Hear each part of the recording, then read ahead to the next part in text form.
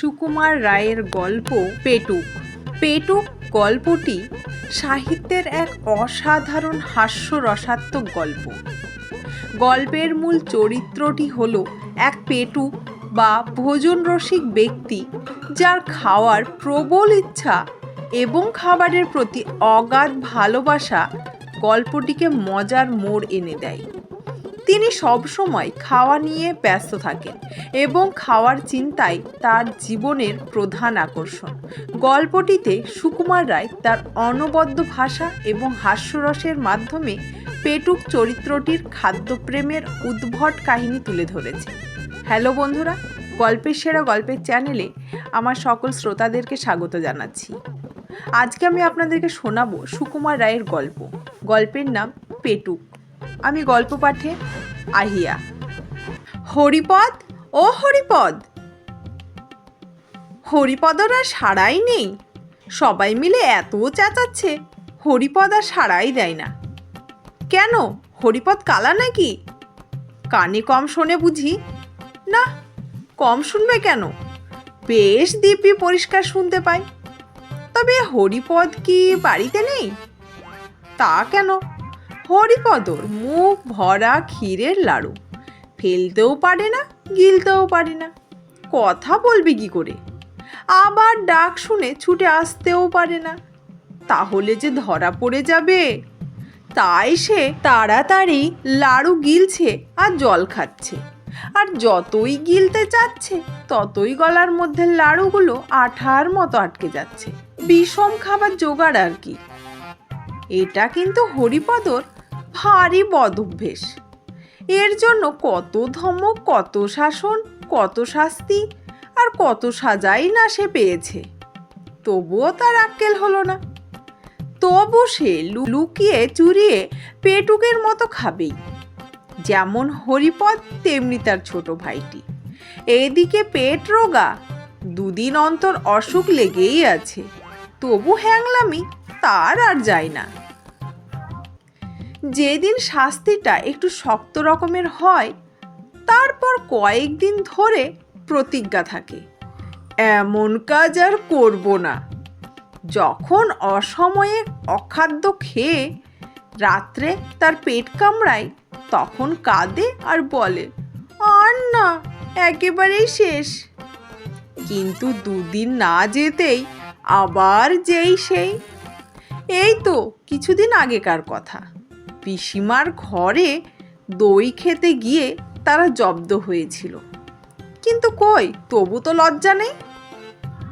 হরিপদর ছোট ভাই শ্যামাপদ এসে বলল, এই দাদা, শিগগির এসো। পিসিমা এইমাত্র এক হাঁড়ি দই নিয়ে তার খাটের তলায় লুকিয়ে রাখলেন।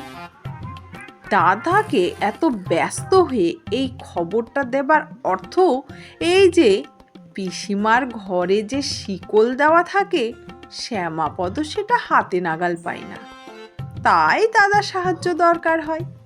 দাদা এসে আস্তে আস্তে শিকলটা খুলে আগেই তাড়াতাড়ি গিয়ে খাটের তলায় দইয়ের হাঁড়ি থেকে এক খাবল তুলে নিয়ে খপ করে মুখে দিয়েছে।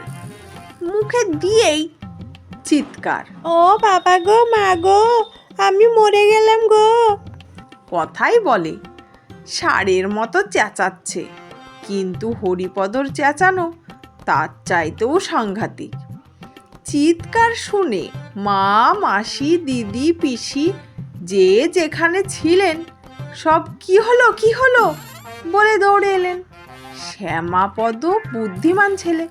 সে দাদা চিৎকারের নমুনা শুনেই দৌড়ে ঘোষেদের পাড়ায় গিয়ে হাজির। সেখানে অত্যন্ত ভালো মানুষের মতো তার বন্ধু শান্তি ঘোষের কাছে পড়া বুঝে নিচ্ছে। এদিকে হরিপদর অবস্থা দেখে পিসিমা বুঝেছেন যে হরিপদ দই ভেবে তার চুনের হাঁড়ি চেখে বসেছে।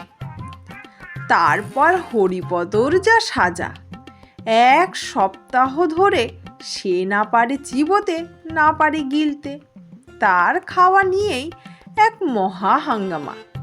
কিন্তু তবু তো তার লজ্জা নেই। আজ আবার লুকিয়ে কোথায় লাড়ু খেতে গিয়েছে। ওদিকে মামা তো ডেকে সারা। খানিক বাদে মুখ ধুয়ে মুছে হরিপদ ভালো মানুষের মতো এসে হাজির। হরিপদর বড় মামা বললেন, কি রে, এতক্ষণ কোথায় ছিলি? হরিপদ বলল, এই তো ওপরে ছিলাম। তবে আমরা এত চেঁচাচ্ছিলাম, তুই জবাব দিচ্ছিলে না যে? হরিপদ মাথা চুলকাতে চুলকাতে বলল, আগে জল খাচ্ছিলাম আমি। শুধু জল, না কিছু স্থলও ছিল?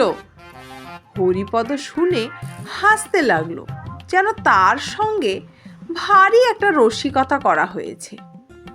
এর মধ্যে তার মেজ মামা মুখখানা গম্ভীর করে এসে হাজির।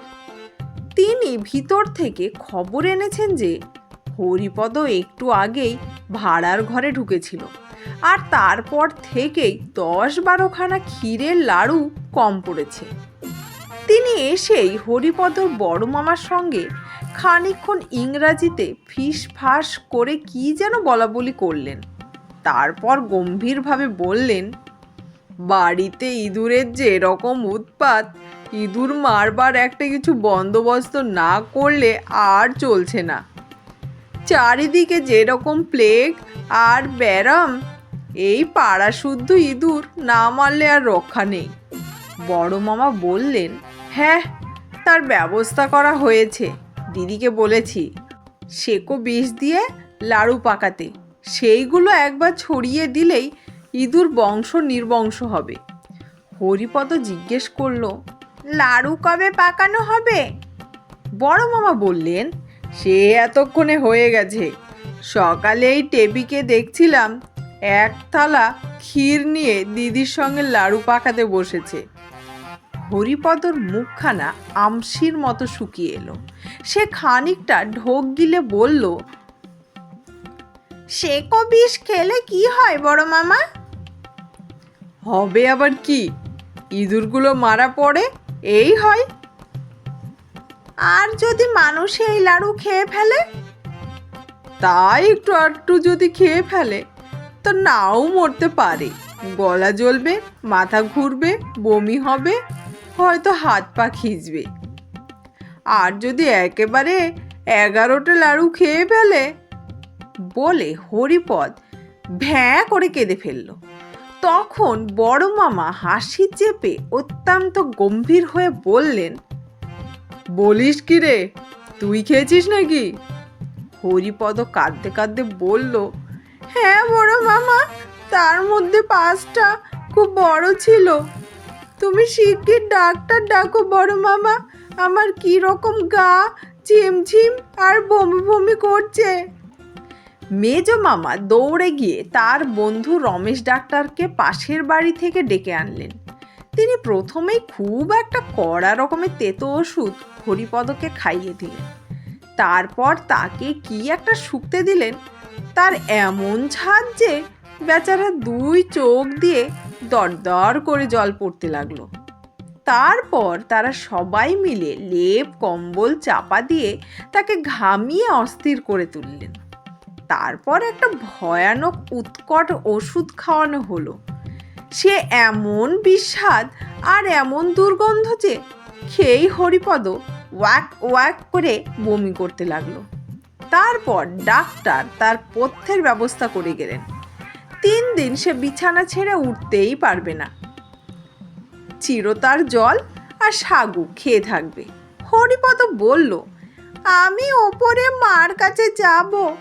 ডাক্তার বললেন, না, যতক্ষণ বাঁচবার আশা আছে ততক্ষণ নাড়াচাড়া করে কাজ নেই, ও আপনাদের এখানেই থাকবে। বড় মামা বললেন, হ্যাঁ, মার কাছে যাবে না আরও কিছু? মাকে এখন ভাবিয়ে তুলে তোমার লাভ কি? তাকে এখন খবর দেবার কিছু দরকার নেই। 3 দিন পরে যখন সে ছাড়া পেল, তখন হরিপদ আর সেই হরিপদ নেই। সে একেবারে বদলে গেছে। তার বাড়ির লোকে সবাই জানে হরিপদর ভারী ব্যারাম হয়েছিল। তার মা জানেন যে বেশি পিঠে খেয়েছিল বলে হরিপদর পেটের অসুখ হয়েছিল। হরিপদ জানে সেকো বিষ খেয়ে সে আর একটু হলে মারা যাচ্ছিল। কিন্তু আসল ব্যাপারটা যে কি তা জানেন কেবল হরিপদর বড় মামা আর মেজো মামা, আর জানেন রমেশ ডাক্তার, আর এখন জানলে তোমরা যারা এই গল্প শুনছো। ধন্যবাদ। গল্পটি এখানেই শেষ হলো। গল্পটি যদি ভালো লাগে তাহলে অবশ্যই এই চ্যানেলটিকে লাইক, শেয়ার এবং সাবস্ক্রাইব করে দিয়ে আমাদের পাশে থাকবেন।